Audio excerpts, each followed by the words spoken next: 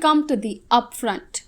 Why is it that political accountability seems to have disappeared under the current government?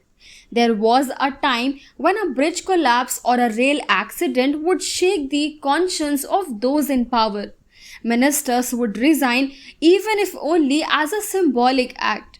Now, even as tragedies stack up from Pahalgam to Pune, not a word is spoken, not a head bows in shame.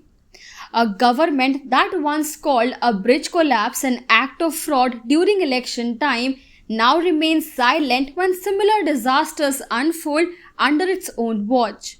The same leaders who once claimed divine intervention had sent them to expose scams now stay quiet as people die in avoidable accidents. A bridge in Pune collapses, 4 people die, many go missing, yet no one in power takes responsibility. A year ago, funds were announced for a new bridge. The old one, clearly unsafe, was never dismantled, no work began. And now, after the loss of lives, the government blames the people for using an old bridge and claims that there were too many people on it. Tragedies are no longer followed by resignations, only by excuses.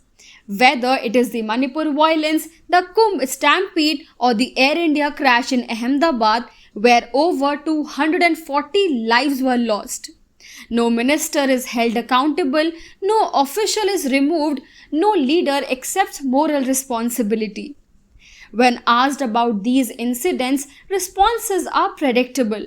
A committee is formed, a probe is promised, some compensation is announced, and that's the end of the story.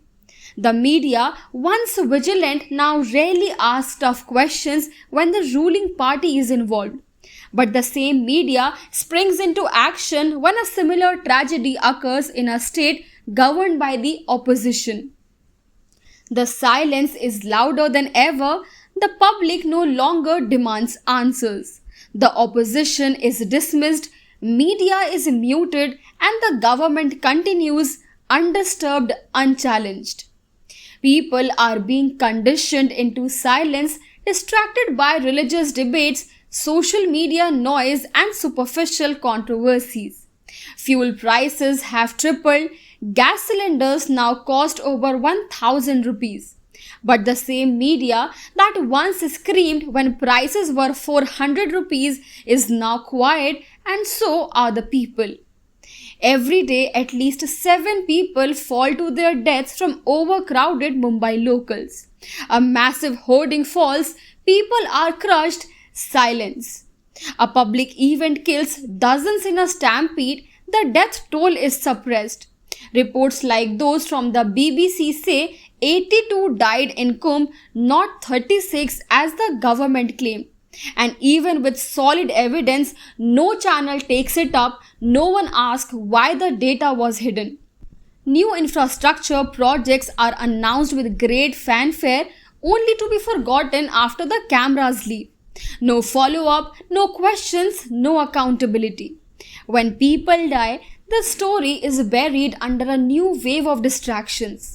The next morning, a minister poses for a photo at the disaster site, and that becomes the narrative. Leaders call themselves Aqua Man, Infra Man, Metro Man.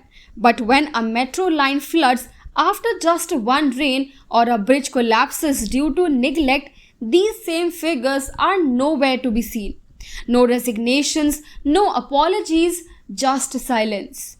The public is made to believe that questioning is either futile or anti-national. Those who dare to ask are branded. The result, a democracy where accountability has been replaced by marketing, where citizens no longer expect answers, where grief is private and responsibility is absent. If this continues, then the cycle will only worsen. More deaths, more silence, more press conferences with empty promises.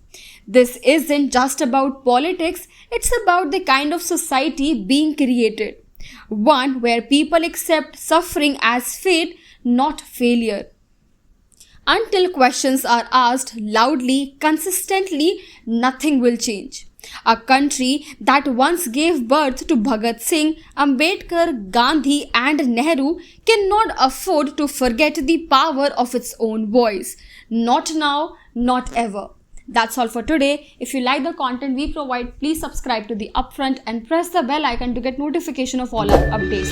Please share our videos and educate others. Thank you.